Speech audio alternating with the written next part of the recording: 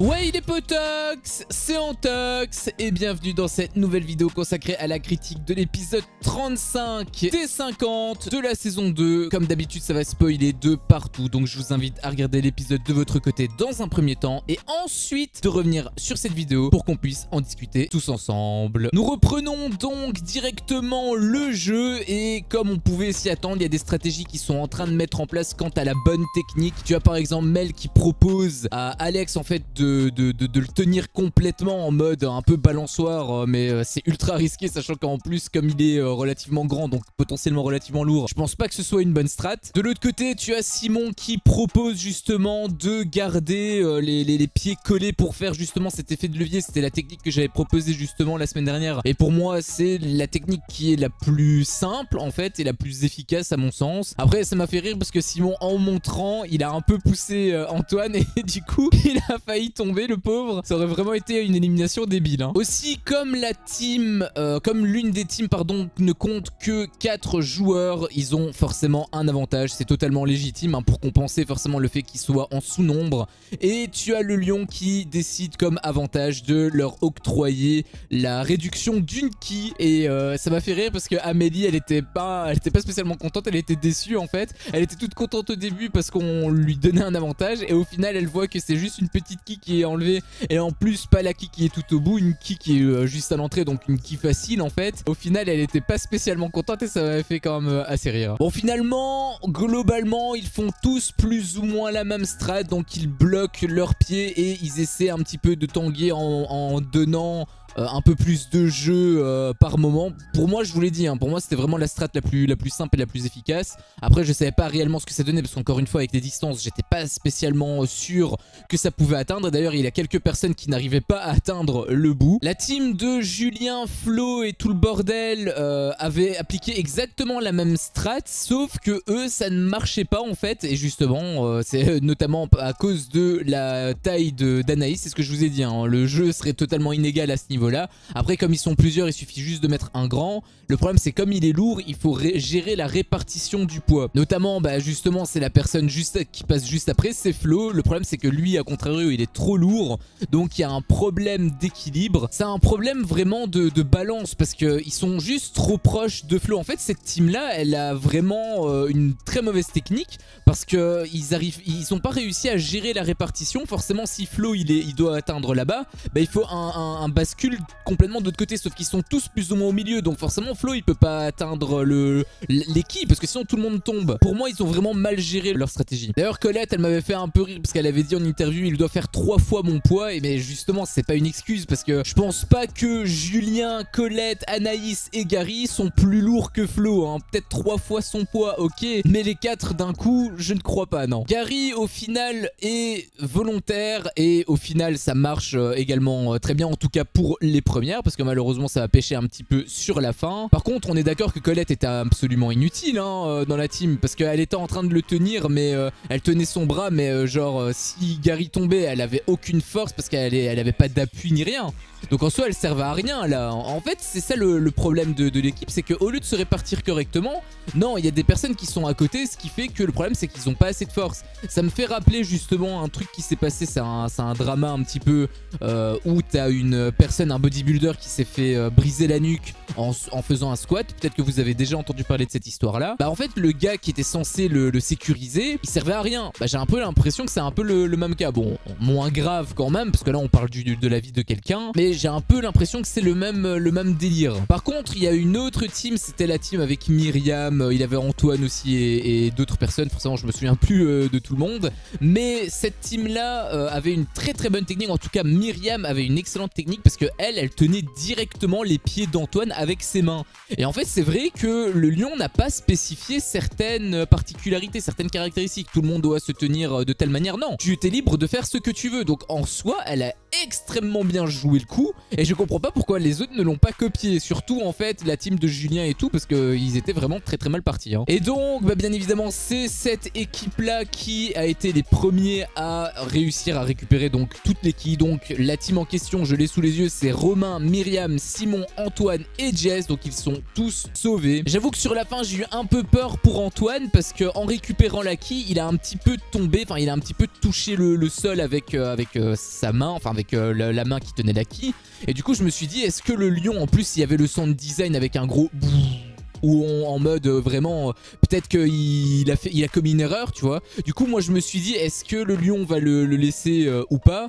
Au final ça va, il a rien dit, donc tant mieux. En même temps ça aurait été vraiment grave hein. Ça aurait été vraiment très sévère s'il l'avait pénalisé.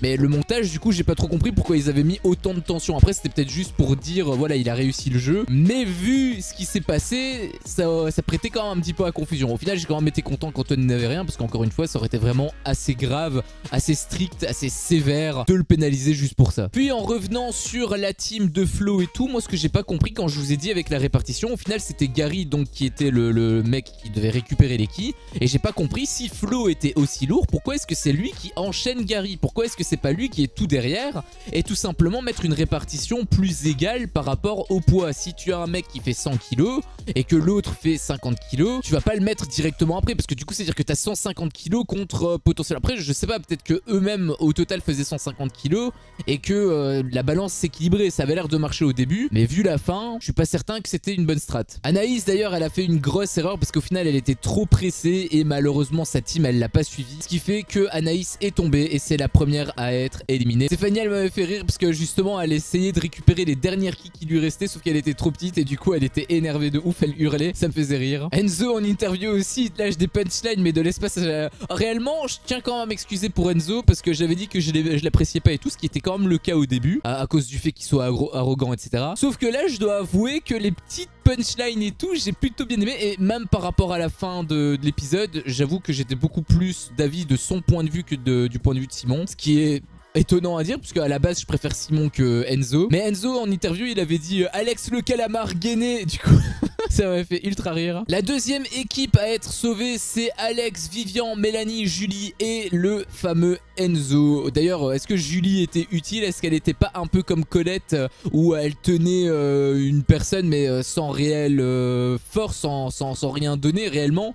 Parce qu'en soi, s'il tombait, bah, elle pouvait rien faire en fait. Elle avait une mauvaise posture, je pense. D'ailleurs, petit moment touchant, Jess et Mel, forcément elles sont toutes les deux sauvées, du coup elles se rassemblent, elles se font un gros câlin. Je dois avouer que ça m'a fait quand même un petit quelque chose, j'ai eu une petite larme à l'œil parce que je me suis dit c'est dommage de briser une amitié, parce que ce que Mel avait dit à Jess, j'ai trouvé ça absolument horrible, l'entendre de ton ami de 7 ans. Je sais même pas imaginer à quel point Jess était peinée par rapport à ça. Et le fait qu'elle soit sauvée et qu'elles se sont quand même accolées et qu'elle a reçu justement l'accolade de Mel, ça prouve que leur amitié n'est clairement pas brisée et ça m'a fait extrêmement plaisir pour elle. Il reste 2 teams restantes. Ça m'a d'ailleurs donné un peu de baume au cœur parce que tu as Anaïs qui, malgré le fait qu'elle soit éliminée, elle encourage quand même son équipe. J'ai trouvé ça plutôt beau et c'est d'ailleurs l'une des raisons pour lesquelles j'aime énormément Anaïs. Elle est quand même ultra fair play. C'est une particularité qu'Anaïs a et j'avoue que c'était très beau. Gary qui avait une mauvaise une mauvaise technique plutôt sur la fin et tout le monde, toute son équipe le voyait puisqu'il tendait pas en fait assez son bras. Gary qui était en train de tendre son bras au maximum, sauf que ce bras là, le bras où tout le monde le tenait, au lieu de le tendre également pour gagner quelques centimètres, il était en train de... Oh là, le gros biceps. Il était en train de plier son bras, ce qui fait que forcément il perdait pas mal en distance. A contrario justement on voyait Steph qui elle se lançait mais corps et âme dans le vide intersidéral. Elle était vraiment ultra tendue, Elastic Woman pardon. On voyait justement en comparaison, on voyait que Stéphanie était ultra proche de récupérer la quille, alors qu'à contrario Gary il était quand même relativement loin à cause du fait qu'il tendait pas assez son bras. Au final ce qui devait arriver arriva, Gary et Flo tombent tous les deux. En fait ils se sont fait lâcher à cause de Julien. Je pense que c'est pas forcément Julien, il l'a pas voulu hein. Je pense que c'est simplement les mains qui ont glissé par rapport à Flo. D'ailleurs Gary l'avait dit en interview, ils avaient les mains glissantes. Malheureusement c'est quelque chose qu'il faut également prendre en compte. Et du coup comme ils ont plus rien à perdre, ils tentent le tout pour le tout. Sauf que au final, ils sont éliminés puisque Julien, forcément seul, en plus avec Sagen, son opération et tout le bordel, bah forcément c'était ultra compliqué pour lui. Juste être 2 pour réussir une épreuve où habituellement les autres sont à 4 ou 5. Clairement, c'était très mal parti et malheureusement, ils en ont payé les conséquences. Au final, Colette, Flo, Anaïs, Julien et Gary sont les éliminés de ce jeu. Julien demande à ce qu'on ne vote pas pour lui. Apparemment, il voulait partir, donc c'était quand même assez étonnant parce que je sais que Julien, c'est un compétiteur dans l'âme, etc. J'avoue que j'ai pas compris ce revirement de situation. Il disait que il supportait pas en fait le fait qu'il n'y ait pas de stratégie, etc. J'ai trouvé ça étonnant, sachant que dans les Marseillais, il avait quand même pas mal de stratégie. Je me souviens à chaque fois qu'il vannait le reste du monde, quand à chaque fois qu'il perdait, qu'il les rabaissait plus bas que terre, etc. Est-ce que c'est à cause de sa posture? Est-ce que c'est parce qu'il est pas favori et que du coup il supporte pas de voir Alex gagner? J'avoue que je sais pas, ça m'a semblé extrêmement bizarre. En tout cas, c'est clair qu'il avait plus de mental là, puisqu'il a demandé clairement à être éliminé. Et Alex avait peut-être raison, fracture mentale, je pense que c'est le terme adéquat. Au final, 3 sauvés, donc seulement 2 éliminés. Enfin, seulement, là on est presque à 50%, donc encore une fois par rapport à la proportion, c'est quand même assez énorme. Et Jess a utilisé l'argument que comme Julien veut pas être sauvé, vaut mieux ne pas voter pour lui, parce que si on vote pour lui, qu'il est repêché et qu'au final il veut partir, bah ça fait moins 1000 € pour la cagnotte. En réalité, je pense qu'il serait pas parti, enfin j'espère qu'il serait pas parti. Faire perdre 1000 €, ça aurait été vraiment une honte, et je pense que juste ça, c'est une pression psychologique. À mon avis, il serait pas parti.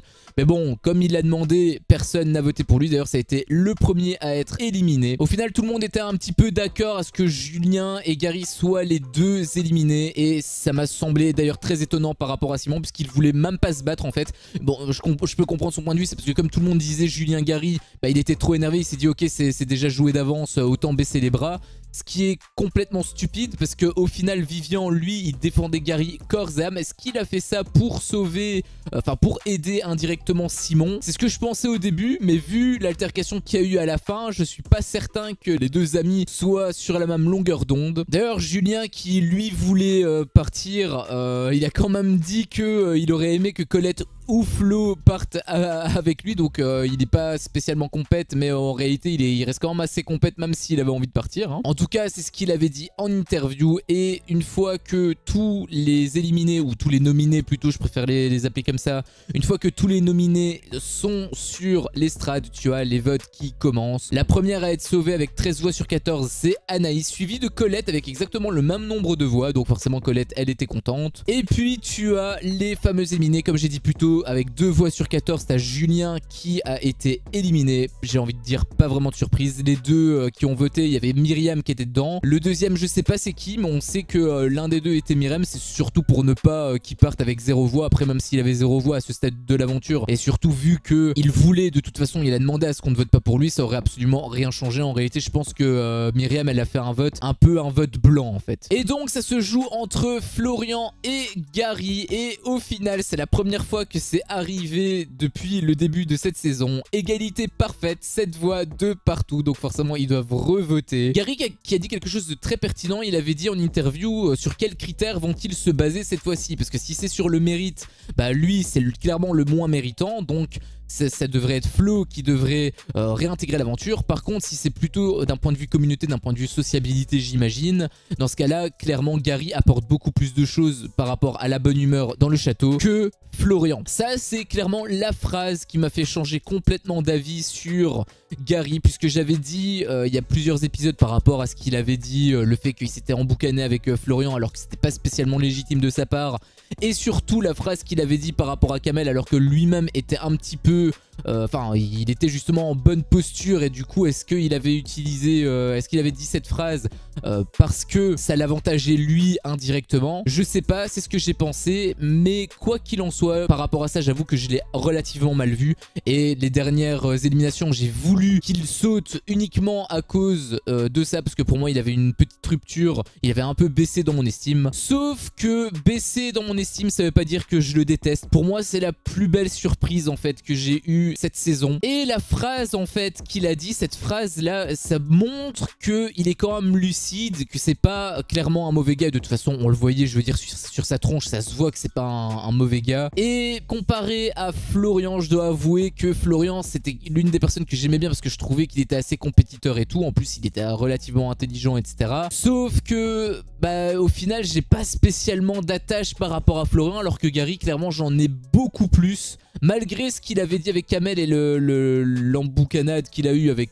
Florian, je dois avouer que humainement je le préfère, et je dois avouer aussi que je préférerais qu'il soit sauvé, donc je croise les doigts pour qu'il réintègre l'aventure. Aussi un autre point qui m'avait touché, c'était de voir Gary qui était à deux doigts de pleurer, et même Flo était quand même quelque part également touchant parce qu'il rassurait aussi Gary. Bon après le fait que je préfère Gary c'était plus sur la durée, c'était plus sur la saison entière. Flo est beaucoup moins émotif, hein, on va pas se mentir, mais après on le voyait quand même assez peu à l'écran, on l'a vu surtout par rapport à quelques stratégies par-ci par-là, mais on le voyait pas vraiment sociabiliser. Après je pense que c'était un groupe qui était très renfermé sur eux-mêmes, malheureusement pour eux. Après encore une fois, je ne me base que sur ce que je vois sur mon écran, je n'étais pas dans le château, je sais pas du tout comment ils étaient en off. Jess qui a clairement dit que elle préférait voter pour Gary parce qu'elle avait pas d'affinité avec Flo, donc elle a été cache-pistache avec Colette et Enzo qui l'ont bien évidemment mal pris, et même Nico l'a relativement mal pris. Il avait dit en interview que d'ailleurs il était relativement énervé, etc. Peut-être que ça va créer une certaine rupture avec Jess. Après il peut pas vraiment lui en vouloir parce qu'ils auraient fait exactement la même chose. Si c'était Flo qui était sur le banc des éliminés à la place de Mel, c'était l'exemple qu'elle avait donné, bah elle choisirait clairement Flo, et même il choisirait pardon clairement Flo, et même Flo choisirait quelqu'un de leur alliance directe, donc Colette, Enzo, bref. Tout ça c'est forcément question d'affinité, et Jess elle peut pas voter pour quelqu'un uniquement par stratégie, sachant qu'elle préfère Gary, alors que Gary ne fait pas partie de son alliance, je le rappelle. En tout cas il me semble, puisqu'on voyait pas Gary en alliance avec Jessie, et ni même avec Enzo, Colette et tout le bordel, puisque je voyais que Gary n'était pas spécialement réceptif à Enzo, etc. Donc je pense que je me trompe pas trop en disant ça. Et puis c'est là où vient la grosse embrouille de l'épisode. Il y a Simon en fait qui a commencé d'un coup à s'énerver. En fait il a vu qu'il avait une deuxième chance de sauver Gary, du coup il commençait à monter sur ses grands chevaux, etc. Je pense qu'il y avait une très mauvaise strat, une très mauvaise technique par rapport à lui, parce que clairement il menaçait Alex. Je trouvais qu'il était beaucoup trop agressif. Clairement si j'étais à la place d'Alex et que tu me menaces par rapport à ça, moi ça marche pas, hein. Moi généralement quand on me menace, je fais exprès l'inverse de ce qu'on me dit en fait. Et pourtant j'adore Gary, j'aurais voté même pour Gary si Simon me l'avait pas ordonné. Mais s'il me l'avait ordonné, peut-être que juste pour le faire chier j'aurais voté pour Flo. Et du coup c'est là où je voulais en venir. Peut-être que ça va plus desservir Gary, parce que normalement il est censé faire campagne pour lui, mais du coup son comportement peut-être qu'il va plus desservir Gary que le servir. Enzo qui m'avait fait rire parce qu'il disait avec ta tête de rat. Je vous dis, Enzo il lâche des punchlines, je sais pas pourquoi il est pas rappeur en fait. Au final Vivian qui essaie de calmer un peu le jeu en disant il va avoir un départ respecté. D'ailleurs c'était ultra mature de sa part. Je sais pas pourquoi Mel l'a attaqué d'un coup comme ça, parce qu'elle disait ah oui c'est bon, toi tu respectes rien. Forcément comme Mel a dit ça, Simon en a rajouté, et c'est là où c'est parti un petit peu en cacahuète. D'ailleurs Simon avait dit quelque chose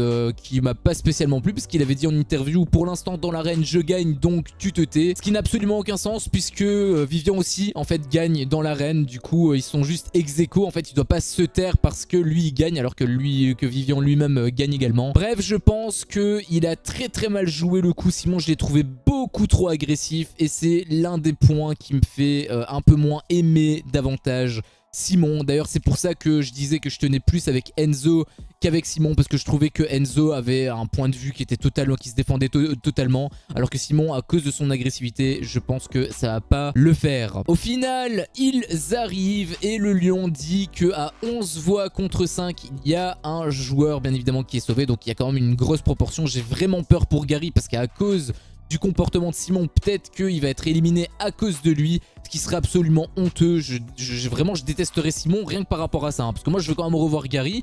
Mais même si Gary se fait éliminer, s'il se faisait éliminer de manière legit, ok, mais là ce serait 100% de la faute de Simon. Donc j'espère, sachant que Gary en plus lui il a donné toute son âme pour le sauver à chaque fois. Donc si c'est à cause de Simon, malgré lui, bien sûr on est d'accord, malgré lui, ça enlèvera rien au fait que ce sera sa responsabilité. Donc je croise vraiment les doigts pour que Gary réintègre l'aventure. Et bien évidemment l'épisode se conclut conclut comme ça. On ne sait pas qui est le sauvé. Donc on le saura seulement dans l'épisode prochain. Gros cliffhanger, comme d'habitude, vous connaissez, vous savez à quel point je déteste les cliffhangers, mais on n'a pas le choix, on va devoir attendre. Donc voilà mon avis sur cet épisode. Un bon épisode, comme d'habitude, il s'est passé pas mal de choses. Je suis extrêmement content de ce qui se passe ces derniers épisodes, parce que même s'il y a eu le truc avec le coup des oubliés V2, que là j'ai pas trop apprécié, mais ça n'a rien à voir avec... parce que je vois qu'il y a certaines personnes qui me tombent dessus en me disant que je suis contre Marseille ou quoi.